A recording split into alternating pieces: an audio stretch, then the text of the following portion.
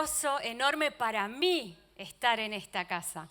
Para mí estar en el instituto, gracias Ben, Javo, por la invitación.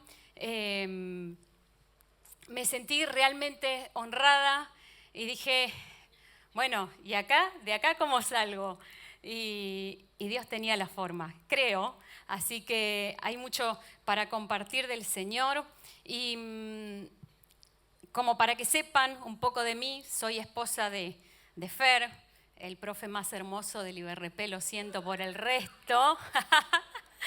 Lo conocí acá, éramos compañeros de curso, tal vez algunos ya saben las historias y en algún momento les contaré mi parte de la historia, porque él tiene una versión y yo tengo otra un poco más... Claro, capaz que sí. Así que bueno, en algún momento voy a contar mi historia, pero me demandó mucha oración. No es que él dice que pisaba mi asiento. No, saben los meses que oré para que... Va, después les cuento. No me daba ni la hora. Bueno, pero Dios me dio el privilegio de prepararme, de venir. Siempre digo... Decimos con mis hermanos, y digo mis hermanos porque estudiamos, somos 5 hermanos y los 5 pasamos por el instituto, no quedó ni uno afuera, así que primero venimos mis 2 hermanos mayores y yo, y esta casa fue un lugar de refugio para nosotros, fue un oasis. El instituto representó para nosotros un cambio de mentalidad en nuestra iglesia. Veníamos de un tiempo de mucha crisis a nivel ministerial en cuanto a familia. Mis papás son pastores y estábamos pasándola mal. Y llegamos al IBRP y el Señor hizo algo tan hermoso, y con mi hermana que cursamos juntas, porque mi hermano entró un año antes y cuando fue a casa mi papá le dijo algo que él no hizo caso, igual no fue él, fue el Espíritu Santo, pero él le dijo, ni se te ocurra ponerle ideas raras a tus hermanas para ir al instituto. Eso le dijo mi papá. Y mi hermano no nos puso ideas raras, pero invitó a un compañero del IBRP a predicar en nuestra iglesia. Fue suficiente para que con 1 o 2 reuniones que de ese compañero nos hiciera estallar el corazón y Dios nos llamara al IBRP. Y gracias que nos llamó, porque acá encontré a mi idóneo.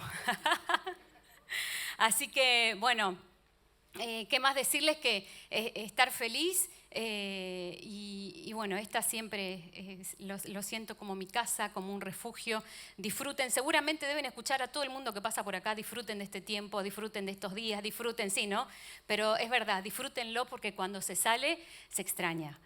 Uno se encuentra con otra realidad y se extraña muchísimo. Así que realmente disfrútenlo.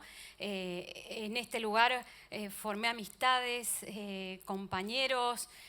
Hubo gente que me sostuvo en tiempos de mucha necesidad y no puedo dejar la oportunidad de decirlo. Y una de esas personas fue nuestro querido Javo. Ha estado ahí como un hermano mayor, ¿sí?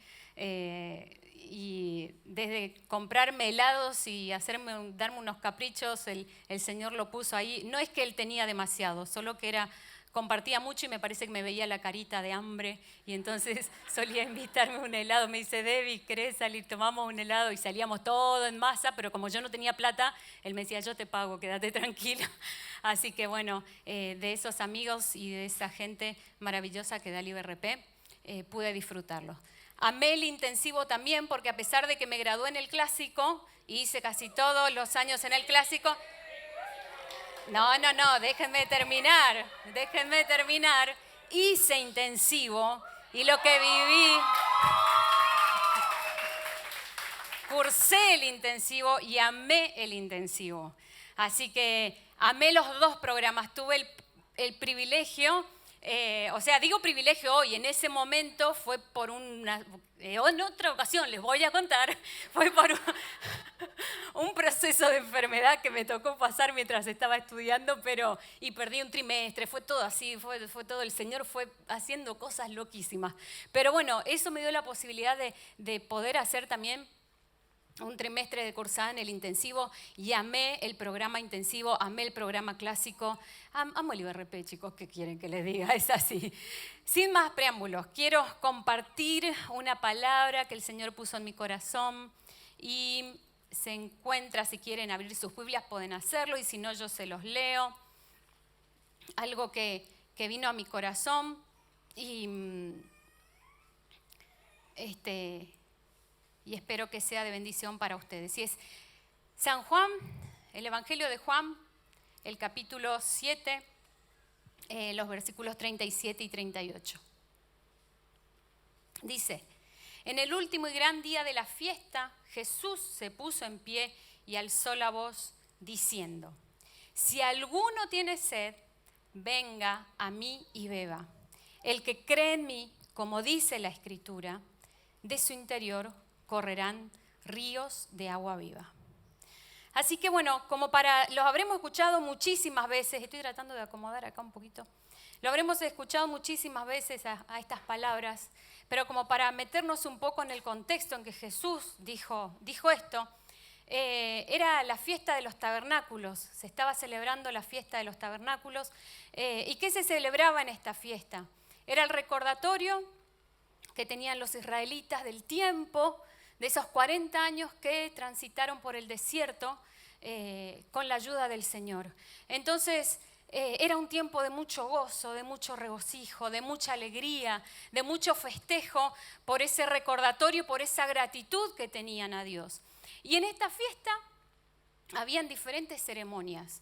Y una de esas ceremonias o una de las rutinas que tenían eran salir de sus casas e instalarse en el medio del pueblo a vivir en carpas, simulando ese tiempo de peregrinaje en el desierto. Y también cuidando sus cosechas porque era el tiempo final de cosechas y también era parte de su gratitud a Dios esta celebración y este salir. Así que se juntaban varios motivos de gratitud. Y bueno, tenían sus vidas en tiendas y había como esa coinonía, la gente que estaba metida un poco en las casas, ahora al estar afuera armaban sus tiendas, sus chozas, estaban más en contacto uno con el otro, había cánticos, había júbilos, había gozo. Esa era una de las ceremonias. La otra ceremonia era una ceremonia que se llamaba la ceremonia de las luces. ¿Y por qué hacían esto? Porque recordaban a esa columna de fuego que Dios le había provisto cuando transitaban en el desierto. ¿Recuerdan que tenían esa columna de fuego? Entonces, la ceremonia consistía en que los sacerdotes durante todas las noches de la fiesta, que duraba unos 8 días, menos el día sábado, encendían antorchas en el templo estaba en el centro, los sacerdotes encendían antorchas, eran como a su vez de encender antorchas de mano y danzaban con eso, encendían como unas fuentes llenas de aceite y ponían ahí restos de telas y cosas para que perduren y iluminen toda la noche y danzaban con antorchas y simulaban de alguna manera esa columna de fuego. Y la gente que estaba afuera en las tiendas veía desde lejos cómo se movían y cómo danzaban y también cantaban cánticos y alabanzas a Dios. Y la otra ceremonia era la ceremonia del agua. ¿Y por qué la hacían? Porque recordaban la provisión de Dios de agua en el desierto. Cuando Dios hizo salir agua de la peña, entonces ellos tenían esa ceremonia, este recordatorio de que Dios sació su sed física, porque si no hubiesen muerto en el desierto. Así que, ¿en qué consistía esta ceremonia? En que todos los días de la fiesta también el sacerdote iba y llevaba un cántaro y iba hasta espérenme que me olvido el nombre, hasta la fuente de Gión, ahí está, que iba hasta el estanque de Siloé, y de allí llevaba un cántaro y lo volcaba en el altar simulando que el agua salía del altar. Entonces, en este contexto, más o menos nos ubicamos y es que Jesús decide ponerse de pie y hablar y decir estas palabras. Pero aún más les voy a decir, esta ceremonia del agua, este era, porque dice, en el último y gran día. Esta era la última vez que se iba a hacer esa ceremonia del agua, porque ya terminaba la fiesta, era el último día. Entonces, como era el último día, la ceremonia del agua inclusive era más solemne que la ceremonia del agua de los 7 días anteriores. Y no iba un solo sacerdote, iba toda una procesión de sacerdotes y todo el pueblo estaba expectante y estaba mirando y tenían palmas y las batían y cantaban salmos y cantaban con júbilo canciones y estaba todo el pueblo atento y era un momento de solemnidad porque todos los sacerdotes entonces buscaban los cántaros y en esta ocasión se volcaba aún mayor cantidad de agua sobre el altar y esto sí simulaba como que el agua misma, como que el altar era una fuente y el agua corría para todos lados, como que era algo que brotaba desde el altar mismo. Y ahí sí, en esta situación hay algo, en este contexto hay algo que ve Jesús y que por eso decide ponerse de pie. ¿Y qué ve él?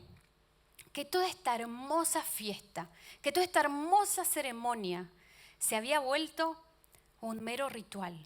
Que bueno, estaban contentos, estaban gozosos, pero este mero ritual no saciaba la sed interna que veían la gente. Entonces, Jesús, quiero compartir 3 acciones de Jesús en esta fiesta y 3 actitudes que toma frente a esta necesidad que ve.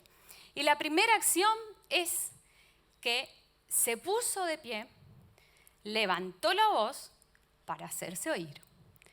Es decir, Jesús interrumpió la ceremonia. La ceremonia del agua, recuerden que era un momento solemne, que los sacerdotes iban caminando, que todo el mundo estaba pendiente de lo que hacían los sacerdotes y de que era un tiempo solemne. Ahí se puso de pie Jesús para decir estas palabras.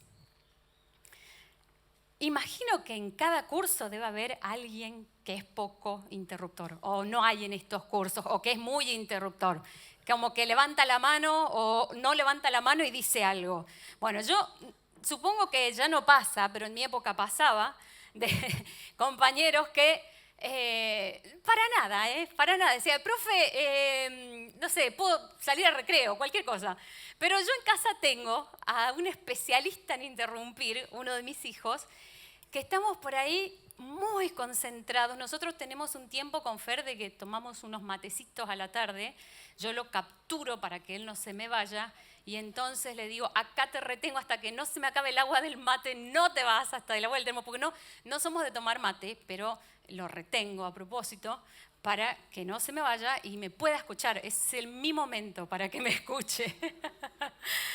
Bueno, y aquí aparece el, tengo algo, no, estamos hablando con papá, este es nuestro momento. No, pero lo que tengo para decir es muy importante. No, por favor, podés esperar, porque si fuera tan importante, te lastimaste, te pasó algo. No, pero lo que tengo para decir, no, espera que terminamos de hablar, es un tema delicado, no podés esperarnos. No, lo que pasa, bueno, hasta que a las cansadas, decimos, bueno, ¿qué querés decir?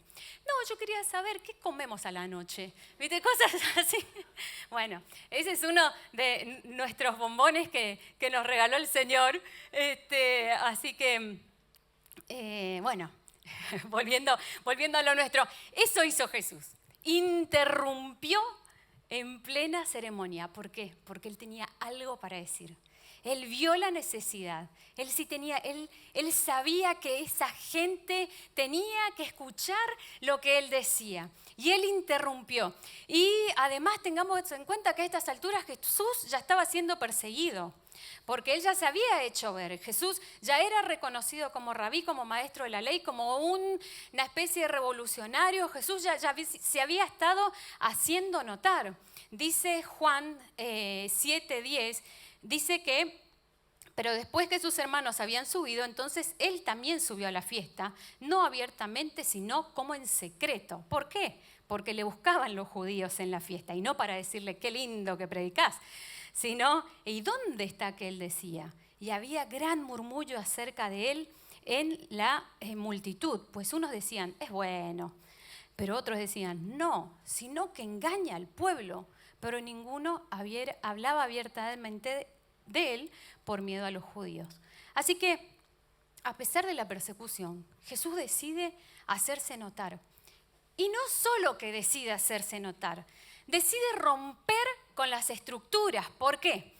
Porque dice que él se puso de pie. Y esto es un detalle importante, porque un rabí generalmente no enseñaba de pie, sino que se sentaba y sus discípulos al lado. Jesús se puso de pie. Y después dice que volvió a romper las estructuras, porque alzó la voz. Era otra cosa que un rabino hacía. De hecho, Jesús lo hizo en muy pocas ocasiones y esta es una de esas. Entonces, él no se intimidó, a él no le importó si el momento era oportuno o no. Él sabía que tenía un mensaje para dar. Él sabía que tenía algo que decir. Jesús salió de su comodidad. Jesús salió del lugar en donde estaba. A él le convenía permanecer quietito y callado, disfrutar de la fiesta y quedarse en el molde, como decimos acá. Pero no lo hizo. ¿Qué hacemos nosotros frente a la necesidad de la gente? Y no, acá no me estoy refiriendo a la necesidad del evangelismo, sino a la necesidad del otro, a la necesidad de nuestro amigo, de nuestro compañero, del que vemos. Somos del que espera que otros lo hagan. Somos del que... y se me vino un ejemplo muy claro de Raki, nuestro amado Raki, que él nunca esperaba que otro lo haga. De hecho, me acuerdo una vez que yo entraba al instituto, llovía, él venía en el auto, yo venía caminando, pero venía corriendo con mi campera, cosa que lo hago habitualmente porque trabajo enfrente, entonces voy, vengo, y no tenía capaz paraguas, no sé si me olvidé, la lluvia me agarró, tampoco era una gran cosa. ¿Qué hizo Raki? Bajó del auto, dejó el auto a la mitad de la entrada, no es que lo estacionó. Bajó del auto, agarró el paraguas, me acompañó, fue corriendo a ayudarme, me tapó, me llevó a donde tenía que ir. Yo digo, Raki, por favor, yo puedo ir. No, pero ¿cómo va? Si yo lo puedo hacer, ¿por qué no lo voy a hacer? A mí me dejó tan marcado esa actitud. Y digo, ¿cuántas veces nosotros está en nuestra posibilidad? Y eso es un detalle, Pero hay necesidades más profundas que vemos en el de al lado y pasamos de largo. Hay necesidades que puede estar sufriendo situaciones por las que pueden estar pasando compañeros nuestros. Y nosotros podemos ponernos de pie, darles un abrazo, darles una palabra, pero no lo hacemos por cobardía, por vergüenza, por insensibilidad, por falta de empatía. ¿Quién sabe por cuántas cosas? ¿Quién sabe por cuántas cosas? Que el Señor nos ayude a dejar de lado, a desafiarnos, a dejar de lado el temor, a desafiarnos, romper con las estructuras, romper con la vergüenza, con el yo no puedo. Siempre estamos esperando que alguien lo haga por nosotros. Oh, que me inviten, no, porque yo tengo vergüenza. ¿Y quién soy yo? ¿Y quién me va a mirar a mí? ¿Y quién va? Tenemos algo para dar, tenemos algo para decir. Ponete de pie, desafíate y rompe con las estructuras. Ese es nuestro primer desafío de la noche, de imitar a Jesús. La segunda acción de Jesús frente a esta necesidad que vio de romper con este ritual fue hacer una invitación, un ofrecimiento. ¿Y qué dice la parte B del versículo 37? Jesús dijo, si alguno tiene sed, venga a mí y beba. Una vez más, el Señor utiliza un elemento físico para enseñar una verdad espiritual. Sabemos que sin agua es imposible vivir, todos sabemos, pero Jesús sabía que también para la gente iba a ser imposible vivir sin el agua espiritual que Él estaba ofreciendo. Y Él sabía que esta agua no saciaba la sed momentánea, sino que era una sed duradera. Y era esta misma agua que había ofrecido ya la mujer samaritana en unos capítulos anteriores, en Juan 4, que le dice, cualquiera que bebiere de esta agua volverá a tener sed, refiriéndose al agua que él le pedía del pozo. Mas el que bebiere del agua que yo le daré, no tendrá sed jamás, sino que el agua que yo le daré será en él una fuente de agua que salte para vida eterna. Y había dos cosas que el Señor sabía con certeza. Y una era que Él sabía que a pesar de esta alegría de la fiesta y de esta celebración, había algo que persistía, y era la sed. Y la segunda cosa que el Señor sabía era que si esa sed persistía, era porque todos esos rituales que estaban haciendo, todas esas celebraciones, eran insuficientes para llenar el vacío interior de las personas. Jesús ofrecía esa agua a los que estaban insatisfechos. A veces, chicos, nos quedamos con el Evangelio, y acá sí me refiero al afuera, a los que no conocen. Tenemos la verdad, tenemos la palabra y nos la guardamos. No, que otro lo haga. Tenemos a Cristo, tenemos la fuente de agua viva y la dejamos. La gente muere de sed, busca en el ocultismo, busca en el horóscopo, busca en cuántas religiones habidas y por haber. Recuerdo hace unos años atrás, habíamos ido con los chicos y Fer y la familia a un parque de diversiones.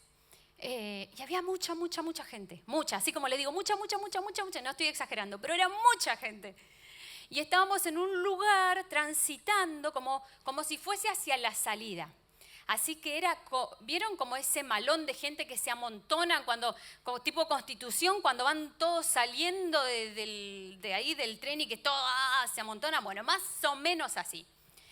En ese momento, era al atardecer esto, porque ya estábamos como saliendo del lugar del parque. En ese momento vemos a una persona, vemos a un hombre que sale con su mochilita y como que se empieza a desviar de la multitud, lo empezamos a visualizar y se va corriendo y se va a un lugar como despejado donde no estaba todo ese malón. ¿Qué hace este hombre? Abre su mochila, saca su mantita y se pone a orar a su Dios. Era musulmán. La impotencia que me dio. Yo digo, encima lo que hace no le da vergüenza. No le importó nada. Y encima su Dios ni siquiera es real. Y encima lo que cree ni siquiera lo puede salvar. Me partió el corazón porque yo dije, Señor, ¿y dónde estoy yo? ¿Dónde quedo yo que conozco la verdad y por ahí me callo? ¿Dónde quedamos nosotros que tenemos la verdad del Evangelio y nos callamos y las guardamos solo para nosotros? Y el IBRP es lo más hermoso que hay. Es lo más lindo, pero ¿saben qué? No caigan en la burbuja de dejar de ver la necesidad de afuera. No dejen de ver la necesidad de afuera. No dejen de ver lo que está pasando afuera, porque afuera la gente se muere de sed y está recurriendo a cualquier religión y está recurriendo a cualquier cosa que les pueda saciar esa sed, y sabemos que esa sed no va a ser saciada con nada, solamente con Cristo, con la fuente de agua viva. Y nosotros la conocemos, y nosotros la tenemos, y nosotros nos la guardamos. Que sea esta noche un tiempo de despertar para aquellos que están dormidos. Que sea esta noche un tiempo de un renuevo espiritual para aquellos que se sienten secos. Que Dios nos ayude a ser misionales, a llevar esa agua fresca, porque nosotros tenemos la fuente. Y la tercera y última acción que quiero compartir y que Jesús dijo en este último día de fiesta, y está en el versículo 38, y Él dijo, el que cree en mí, como dice la Escritura, de su interior correrán ríos de agua viva. Y algo característico también de esta fiesta es que se leían las escrituras y se leían los profetas, y uno de los más leídos era Zacarías 14 y Ezequiel 47, que hablan unidos. Estos textos enseñaban acerca del río de Dios. cómo fluiría desde el templo hacia toda la tierra. Entonces esto generaba en la gente una esperanza de que el río de Dios iba a fluir, sin saber que ahí ya estaba Jesús comenzando a fluir. Entonces, con esta declaración también Jesús afirma que esta palabra, que esta escritura se estaba cumpliendo en él. Y dice Isaías 58, y serás como huerto de riego y como manantial de agua cuyas aguas nunca faltarán. Mas el que bebiere del agua que yo le daré, que es lo que le dijo a la samaritana, no tendrá sed jamás, sino que el agua que yo le daré será en él una fuente de agua que salte para vida eterna. Debemos recordar que ser llenados del Espíritu Santo no tiene que ver con esfuerzos humanos, sino con dejar la apertura al Espíritu Santo. Tiene que ver con rodillas, tiene que ver con dejar de lado nuestro orgullo, con dejar que el Espíritu Santo haga una transformación, con creer que Él lo puede hacer. Y hay veces, y con esto espero no lastimar a nadie, pero sé que ha pasado y a mí me ha pasado.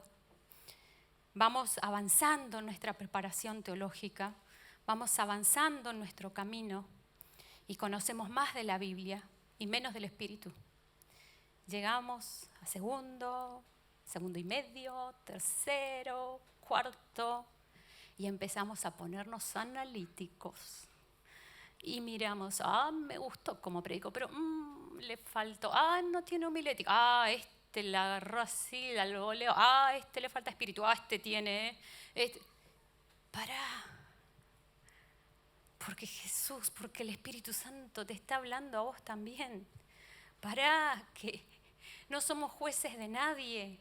Para que también necesitamos que el fluir venga desde acá, necesitamos que haya un fluir constante, necesitamos ser llenos, renovados, necesitamos humillarnos, necesitamos quebrarnos cada día, no somos mejores que nadie.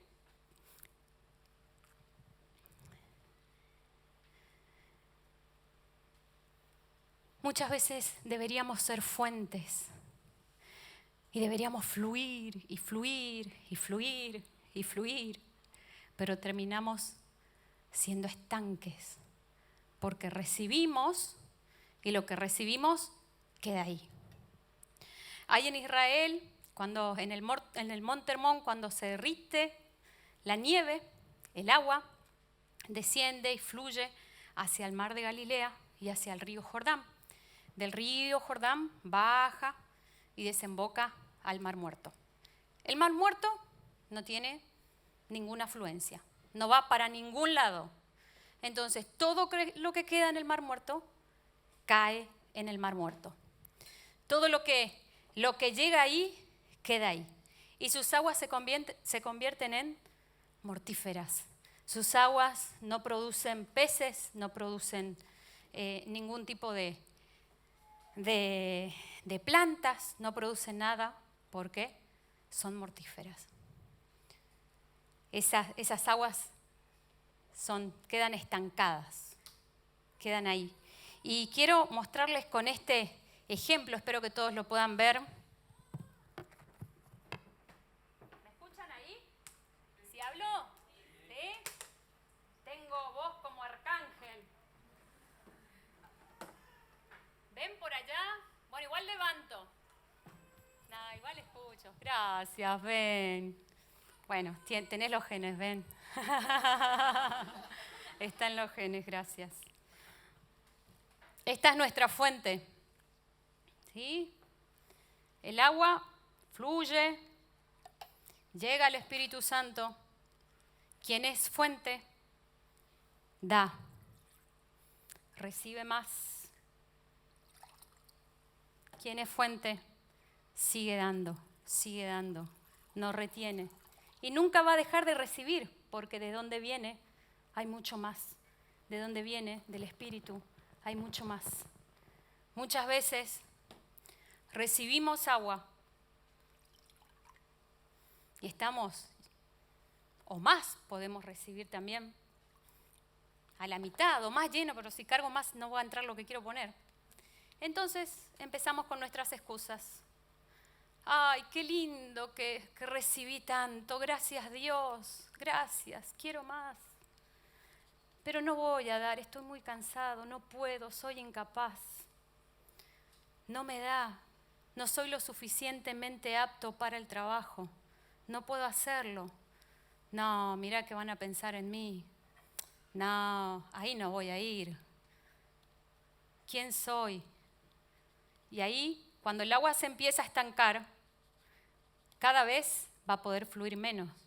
Esta agua queda casi endurecida, se transforma en un estanque, no puede haber fluencia. Gracias, Ben. Si quiero fluir, ¿qué voy a alargar?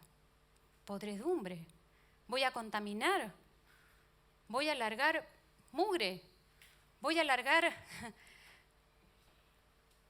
desecho, porque un agua estancada, ¿qué pasa? Se pudre, ahí se generan larvas, bichos, algas, un montón de cosas, porque está estancada, no se mueve.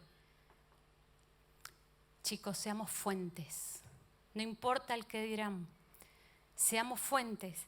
Si no somos fuentes, nos estancamos. Si estamos en el instituto bíblico y nos llenamos de Biblia, nos llenamos y nunca damos, terminamos siendo estanques.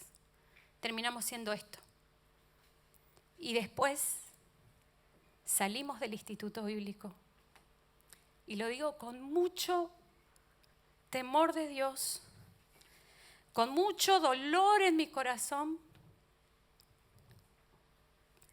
de ver estudiantes que hoy ni siquiera están sirviendo al Señor. No hablo de ministerio, porque hay veces que no tiene que ver con el ministerio. Hablo de estudiantes que están en otra religión, que están en otra directamente, con otra ideología, con otra forma de vida, que no creen, que se volvieron ateos.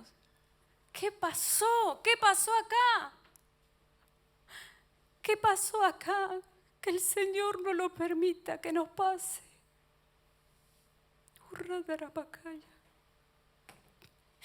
Que el Señor no permita que nos llenemos acá sin bajarlo acá a nuestros corazones. Y que el fluir del Espíritu Santo comience a obrar y a romper estructuras. Yo sé que pueden haber cicatrices, que pueden haber dolores, que pueden haber situaciones difíciles, pero que vos seas de esas palmeras que estén tan profundamente arraigadas que se doblen y que pasen las tormentas, pero te vuelvas a levantar y nunca te quiebres y nunca te alejes y nunca te frustres. Y nunca te vayas de la fuente y nunca te alejes. Ojo, que no podemos dar lo que no tenemos. Si no hay vivencia espiritual, no podemos dar nada. Si no hay vivencia espiritual, si no hay un fluir constante del Espíritu, no podemos dar nada. Porque a veces creemos que con unas lindas palabras es fluir del Espíritu. No, mentira. No es fluir del Espíritu. El fluir del Espíritu viene con las rodillas, viene con la entrega, viene con un corazón rendido, viene con un corazón entregado, viene con un corazón que se deja moldear por el Espíritu Santo, y este es el mejor lugar. Y si estás acá, yo sé que es porque te estás dejando moldear por el Espíritu Santo, pero no dejes que nada ni nadie estanque tu crecimiento ni tu fuente. ¿Qué les parece si nos ponemos de pie? ¿Qué les parece si comenzás a pensar si hay algo que detuvo tu fluir en este tiempo, que detuvo el fluir del Espíritu Santo? Tal vez conformismo, no sé, tal vez te acomodaste al contexto. ¿Quién sabe qué pudo haber detenido ese fluir? Pero en esta noche quiero desafiarte a dos cosas. En primer lugar, en renovar el Espíritu de Dios que está en nosotros. Y todos aquellos que quieran renovar al Espíritu de Dios, les pido que pasen al frente en primer lugar. Todos aquellos que quieran tener un encuentro hoy y un renuevo espiritual, por favor pasen al frente ahora. Por favor cierren sus ojos, ¿sí? El Espíritu Santo quiere ministrarnos.